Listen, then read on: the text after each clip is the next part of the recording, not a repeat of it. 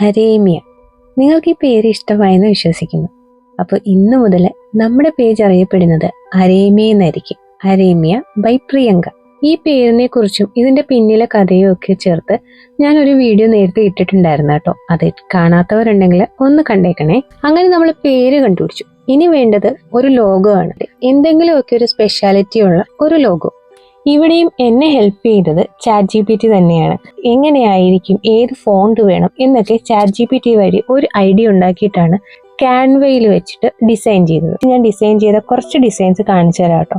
പക്ഷേ ഇതെനിക്ക് അത്ര സാറ്റിസ്ഫൈഡ് ആയിട്ട് തോന്നിയില്ല. ലോഗോയിൽ ഒരു ലേഡി ഫിഗർ വേണമെന്ന് എനിക്ക് ആഗ്രഹം ഉണ്ടായിരുന്നു കേട്ടോ. അതും എവിടെയും കാണാം. അതിനുവേണ്ടി ഞാൻ ChatGPTക്ക് എൻ്റെ തന്നെ ഒരു പിക്ക് കൊടുത്തു. എന്നിട്ട് അതിനെ നമ്മൾ ഇന്ത്യൻ ലുക്കിലേക്ക്, അതായത് ഒരു സാരി ഉടുപ്പിച്ച് കുറച്ച് ട്രഡീഷണൽ ഓർണമെന്റ്സും കൂടി ഇടിപ്പിച്ച് തരാൻ പറഞ്ഞു.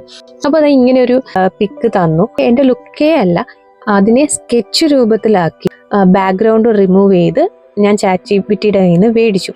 എനിക്കിത് ഒരുപാട് ഇഷ്ടപ്പെട്ടു കേട്ടോ. അപ്പോൾ ഇത് വെച്ചിട്ട് ഞാൻ ലോഗോ ക്രിയേറ്റ് ചെയ്യാൻ നോക്കിയെങ്കിലും എനിക്ക് ആ ഫസ്റ്റ് ലെറ്റർ എയിലോട്ട് ഈ ഒരു ഫിഗർ കൊണ്ടുവരണമെന്നുണ്ടായിരുന്നു. പക്ഷെ എനിക്ക് എത്ര ശ്രമിച്ചിട്ടും അതൊന്ന് കട്ട് ചെയ്ത് എഡിറ്റ് ചെയ്ത് കൊണ്ടുവരാൻ പറ്റുന്നുണ്ടായിരുന്നില്ല. അതുകൊണ്ടാണ് ഞാനൊരു ഡിസൈനിങ് ഫേം അല്ലെങ്കിൽ ഒരു ലോഗോ ഡിസൈനിങ് ഫേമിനെ ഏൽപ്പിക്കാമെന്ന് വിചാരിച്ചത്. അങ്ങനെ ഞാൻ കണ്ടുപിടിച്ച ഒരു ഡിസൈനിങ് മാർക്കറ്റിംഗ് ഏജൻസിയാണ് കാനിബൽസ് മീഡിയ.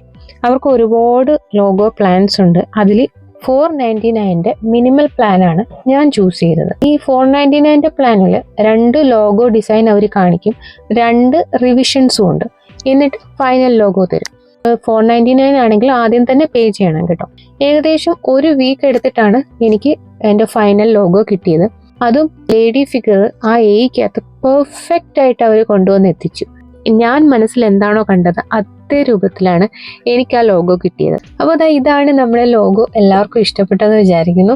അപ്പോൾ ഇതിൻ്റെ ഒരു പ്രത്യേകത എന്ന് പറഞ്ഞാൽ, എനിക്കൊരു മോണോഗ്രാം വേണമെങ്കിൽ അതിൻ്റെ പാർട്ട് മാത്രം എടുത്ത് വെച്ച് എനിക്ക് മോണോഗ്രാം ആക്കാം. നിങ്ങൾ ഓൾറെഡി കണ്ടു കാണും നമ്മുടെ ഹാൻഡിൽസിലെല്ലാം. അങ്ങനെ ലോഗോ സെറ്റായി. ഇനി നമ്മൾ ഉദ്യം രജിസ്ട്രേഷൻ ചെയ്യാനാണ് പോകുന്നത്. അപ്പോൾ അതെങ്ങനെയാണ് ചെയ്യേണ്ടതെന്നുള്ളത് അടുത്ത വീഡിയോയിൽ കാണാം.